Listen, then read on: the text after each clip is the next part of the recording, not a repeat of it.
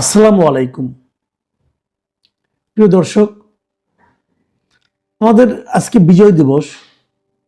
যদিও কিছু কিছু ইউটিউবার এই দিবসকে 16ই ডিসেম্বরকে বিজয় দিবস বললে, যদি আপনারা কেউ বলেন কি আপনাদেরকে তার স্ত্রীর স্যান্ডেল দিয়ে পিটাতে চেয়েছেন, তারপরেও আজকে বিজয় দিবস। হয়তো আপনারা বলবেন, ভাই পাগলে কিনা বলে সেটা নিয়ে আপনি কথা বলছেন কেন? বলছি এই কারণে যে তার দ্বারা কেউ কেউ উদ্দীপ্ত হচ্ছে এবং নানাভাবে ফুটেজ পাওয়ার জন্য, ভাইরাল হওয়ার জন্য এমন এমন সব কথা বলছেন যে কথার কারণে আমাদের সমাজে, আমাদের রাষ্ট্রে, আমাদের পররাষ্ট্রনীতিতে এক ধরনের অস্থিরতা দেখা দিতে দেওয়ার আশঙ্কা তৈরি হয়েছে। আমি একটা উদাহরণ দিয়ে বলি। গতকালকে এই এনসিপির একজন নেতা, যাকে আমি সবচেয়ে সম্ভাবনাময় নেতা হিসেবে নিজে বিবেচনা করতাম, তিনি হলেন হাসনাত আবদুল্লাহ।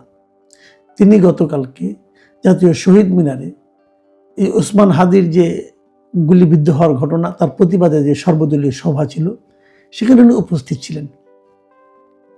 সে উপস্থিত থাকার পর সেখানে উনি একটা কথা বলেছেন। সে কথাটা আপনাদের আমি আগে প্রথমে পুরোটাই পড়ে শোনাই।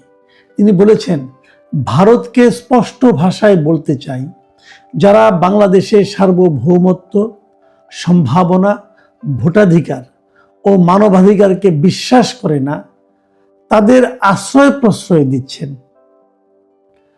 ভারতের যারা সেপারেটিস্ট আছে বাংলাদেশে, আমরা তাদের আশ্রয় প্রশ্রয় দিয়ে যে 7 সিস্টার রয়েছে সেটাকে ভারত থেকে আলাদা করে দেব। বিষয়টা খেয়াল করেন, আমাদের এখানে যারা দুষ্ট লোক, মানে গণতন্ত্রের বিরোধী, মানে মূলত উনি আওয়ামী লীগারদের বলেছেন, সন্ত্রাসীদের বলেছেন, এদেরকে ভারত আশ্রয় দিয়েছে। অতএব আমরা ভারতের যে বিচ্ছিন্নতাবাদী দলগুলো আছে তাদেরকে আশ্রয় দেব, দিয়ে আমরা ভারতকে খণ্ড খণ্ড করে দেব, মানে ওই 7 সিস্টার্সকে ভারত থেকে আলাদা করে দেব। এটা কে বলেছে? দেশের একটা প্রমিজিং দল এনসিপির অত্যন্ত গুরুত্বপূর্ণ একজন ব্যক্তি, দক্ষিণাঞ্চলের মুখ্য সমন্বয়ক হাসনাত আবদুল্লাহ। প্রকাশ্য জনসভায় উনি এটা বলেছেন, বিভিন্ন মিডিয়ায় এটা এসেছে। কিভাবে এসেছে সেটা আমি আরেকটু পরে বলছি, তার আগে এটা আলোচনা করিনি। দেখেন, এই জিনিসটা যখন ওনারা বলেন তখন আপনাদের কাছে কি মনে হয়? আমার কাছে কিন্তু নিতান্ত একটা ছেলে মানুষই মনে হয়। আমার মনে হয় যে এরা যে আসলেই মানে ছেলে মানুষ, এদের যে রাজনৈতিক প্রজ্ঞা যে অভিজ্ঞতা জাত নয়, এটা আমার কাছে মনে হয়। এইভাবে কেউ কখনো বলে? পৃথিবীর কেউ বলা উচিত? এটুকু বলার কারণে আমি মনে করি সরকারের উচিত তার ব্যাপারে একটা ব্যবস্থা নেওয়া। ওনাকে তো মুক্ত চলাফেরা করতে দেওয়াটা বিপজ্জনক। কারণ এভাবে যদি সে বলতে থাকে, ভারত, ভাই আপনি যত কিছুই বলেন, আমাদের কি ভারতকে আমাদের শত্রু রাষ্ট্র? আমরা কি ভারতের সঙ্গে যুদ্ধ ঘোষণা করেছি? আমাদের সরকার কি সেটা করেনি তো? তাহলে এইভাবে আপনি বলতে পারেন? আপনার পররাষ্ট্র মন্ত্রণালয় কি স্বীকার করে? যখন এই ঘটনাগুলি ঘটছে, আপনারা যে বলবেন যে না এটা ঠিক রাজনৈতিক একটা বক্তব্য, কোনো সমস্যা নাই, না রাজনৈতিক বক্তব্য হতে পারে না। আমি এই কথাটা আবারও সব দলকে জন্য বলি, এটা প্রায় কিন্তু বলবেন, দেখবেন যে অনেকে অনেক কথা বলে, যখন ধরা খেয়ে যায় তখন বলে যে এটা পলিটিক্যাল রেটরিক, ওই রাজনৈতিক বক্তব্য। এটা না ভাই, রাজনৈতিক বক্তব্য হতে হবে সবচেয়ে সেন্সিবল বক্তব্য। যিনি আমার নেতা হবেন, যিনি রাজনীতি করবেন, তিনি তো আমার নেতা হতে চান, তাই না? যিনি আমার নেতা হবেন তিনি কেন আবল তাবল বকবেন? এটা মানবো কেন? আমার ঘরের যে শিশু, যার বয়স 2 বছর, 1 বছর, অথবা মানে কোনোভাবে বোল ফুটেছে, সে আবল তাবল বললে আমি কিছু মনে করবো না। কিন্তু যেটা বয়স্ক লোক, যিনি দেশ চালাতে চান, যিনি আমাদের ভাগ্য নিয়ন্ত্রণ করতে চান, উনি আবল তাবল কেন বকবেন? আবল তাবল বলার চেয়েও বেশি ঝুঁকিপূর্ণ হলো যখন তিনি একটা উস্কানিমূলক কথা বলেন, এবং সেই উস্কানিটা কোথায়? বিদেশের মাটির জন্য উস্কানি, বিদেশি বিচ্ছিন্নতাবাদীদেরকে উস্কানি দেন, তাদেরকে আশ্রয় দেবেন বলে তাদেরকে একটা অভয় দেন, এবং এখানে এটি যখন করতে চান তারা, সেটা হলো আরো বিপজ্জনক। এবং ওনার এই কারণে উনি কিন্তু একা বিপদে পড়বেন না, পুরো দেশটি আমরা বিপদে পড়বো। আমরা কি ভারতের সাথে যুদ্ধ করতে চাই? বলেন, যুদ্ধ করতে চাই? চাই না তো। দেখেন সেনাবাহিনী, বলবো আমাদের তো সেনাবাহিনী আছে, আমাদের সেনাবাহিনী এবং ভারতের সেনাবাহিনী, ভাই গুগলে যান, যে সার্চ দেন, দেখেন ভারতের সেনাবাহিনীতে কত লোক আছে, আমাদের সেনাবাহিনীতে কত লোক আছে। ভারতের সেনাবাহিনী যারা আছে তারা 2 দিন পর পর পাকিস্তানের সঙ্গে যুদ্ধ করে, চীনের সঙ্গে যুদ্ধ করে। সেনাবাহিনী কিন্তু কতগুলি ক্যারেক্টার আছে, কিছু আছে অ্যাগ্রেসিভ সেনাবাহিনী, অ্যাগ্রেসিভ মিলিটারি, আবার কিছু আছে ডিফেন্সিভ মিলিটারি। আমরা গত 52 বছরের কার সঙ্গে যুদ্ধ করছি রে ভাই? আমরা অ্যাগ্রেসিভ মিলিটারি না, আমরা ডিফেন্সিভ মিলিটারি। আমাদের যদি কেউ আক্রমণ করে সেটা আমরা ফিরাবো, আমরা এভাবে নিজেদের প্রস্তুতি নিয়েছি। তাহলে আমি কেন ভারতের সঙ্গে এমন পরিস্থিতি, যুদ্ধের মতো পরিস্থিতি তৈরি করতে চাই? কি লাভ আমাদের? কি লাভ বলেন? আপনি ম্যাপের দিকে তাকান, তাদের দেশ আমার দেশকে পাশাপাশি ফেলে একবার দেখেন রে ভাই, একবার দেখেন আপনি কোথায়, সে কোথায়। তাদের সেনাবাহিনী, তাদের সামরিক সরঞ্জাম, রসদ একটু পাশাপাশি ফেলে দেখেন আপনি কোথায় আর ওনারা কোথায়। পাগলের প্রলাপ তো আমরা শুনতে বসিনি আপনার কাছ থেকে। আপনি তো পারেন না আমাদের স্থিতিশীলতাকে, আমাদের নিরাপত্তাকে লঙ্ঘিত করতে। আপনাদের এই সমস্ত কথাবার্তার কারণে আপনি বলেন চিকেন নেক, চিকেন নেক চিৎকার করেন। আমাদের চিকেন নেক নাই? আমাদের চিকেন নেকের কাছে তারা সেনা সমাবেশ করছে না এখন? কেন করছি? আপনাদের কারণে করছি, আপনাদের মূর্খতার কারণে করছি। 1 লোক পাইছেন ওখানে বসে। দেখেন একটা কথা ভাবেন, সেই ফ্রান্সে বসে, আমেরিকায় বসে ওই পিনাকি এবং ইলিয়াস আপনাদের উস্কাচ্ছে, আর আপনারা উস্কাচ্ছে, আপনারা উস্কে যাচ্ছেন। ওরা কোনদিন দেশে আসবে? আসবে না তো, ওরা কখনো দেশে আসবে না। ওরা ওখানে বসে বসে এমন একটা পরিস্থিতি তৈরি করছে যার উপর ভিত্তি করে ভারত বলতে পারবে যে আমরা তোমাকে অ্যাটাক করব। আপনি তো ভারতকে অ্যাটাক করার জন্য উস্কাচ্ছেন, এবং ওদের কথা শুনে শুনে। ভাই আপনি তো এদেশে রাজনীতি করবেন না, আপনি এই সেন্সটা আপনার মধ্যে কাজ করে না। আমি হাসনাত আব্দুল্লাহকে বলছি, আপনার মধ্যে এই সেন্সটা কাজ করে না ভাই। আপনি পিনাকির প্ররোচনা, পিনাকির কথা শুনে আপনি এখানে বলেন, ইলিয়াসের কথা শুনে, ওরা তো মানে ওরা তো ধান্দাবাজ, মতলববাজ লোক, এগুলো বিশ্বাস করেন আপনারা। ওরা দেশে জীবনে আসবে না, কিন্তু আপনাকে এই দেশে থাকতে হবে। আপনি কোন সরকারকে বলছেন, কারা মনে বলছেন? এই সরকার কতটা নতুন আপনি জানেন? জানেন গত কয়েকদিনে যে 10 জন লোককে ভারতীয় যে সীমান্ত রক্ষী বাহিনী আছে, বিএসএফ, মারা গেছে, আপনি জানেন? এই সরকার একটা প্রতিবাদ করেছে পর্যন্ত? কার সঙ্গে কথা বলতেছেন? কাকে কি বুঝাচ্ছেন? দেখেন এই সরকারের ভূমিকাটা আমি একটা জায়গায় বলি ফেলি। এই যে হাসনাত আব্দুল্লাহর কথাটা আমি বললাম, আমি প্রথমে শুনতে গিয়েছিলাম যে আসলে উনি কি বলেছেন, একটু শুনে দেখি।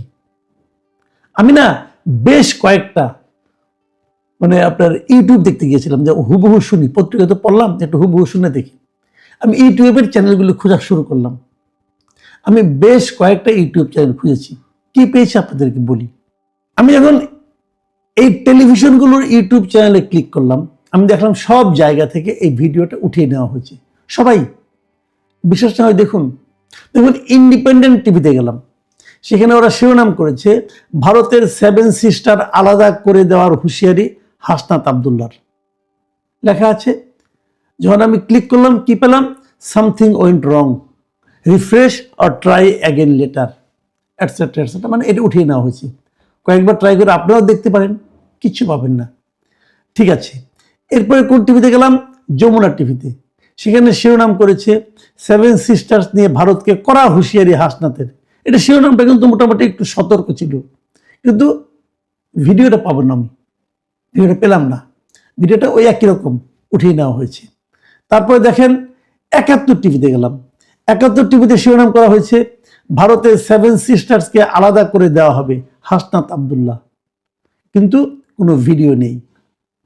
এরপরে গেলাম এটিএন বাংলা নিউজে, সেখানেও দেখেন 7 সিস্টারকে ভারত থেকে আলাদা করে দেব হাসনাত আব্দুল্লাহ, এই হলো শিরোনাম, ভেতরে কিছুই নেই, উঠিয়ে নেওয়া হয়েছে।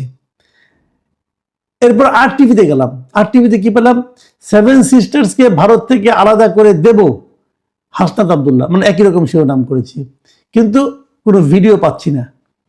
এরপর গেলাম ডিবিসি নিউজে, ডিবিসি নিউজের শিরোনাম হলো ভারতের সেভেন সিস্টার্সকে আলাদা করে দেওয়া হবে হাসনাত আব্দুল্লাহ বলেছে, কোনো ভিডিও নেই।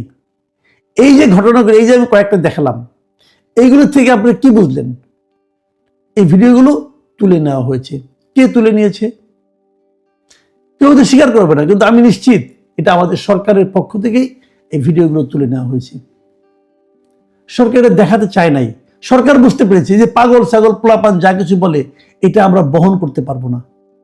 সরকার বুঝেছে, কিন্তু এরা বুঝে না। কি চান দেখেন, কয়েকটা গত 2-3 দিন ধরে একটা বয়ান চলছে, খুব চলছে, যে আমাদের বিজয় দিবস, কেন বিজয় দিবস না, কেন এখানে উসমানী ছিলেন না, অমুক ছিলেন না, তমুক, এগুলো অনেক আলোচনা হচ্ছে। আজকে আবার মোদি দেখলাম একটা স্ট্যাটাস দিয়েছে, সেটা নিয়ে আলোচনা হচ্ছে। এটা নিয়ে প্রয়োজন পরে আমি করবো, কিন্তু আমার কথাটা হলো কি, কে সিগনেচার করলো, কে সিগনেচার করলো না, এটা তো ওটা নানা রকম কাহিনী আছে। ইতিহাসে বইগুলো পড়লে বুঝতে পারবেন। আপনারা যদি চান আমি একদিন একটু করতে পারি, আপনারা যদি চান বলবো আমি এগুলো। কিন্তু কোশ্চেনটা হলো কি, বিজয়টা তো আমাদের হয়েছিল না ভাই। 16 তারিখের পর তো পাক বাহিনী সবাইকে বন্দি করে নিয়ে যাওয়া হয়েছে। এই জন্য তো মুক্ত বাংলাদেশের লোকজন বসবাস করেছে।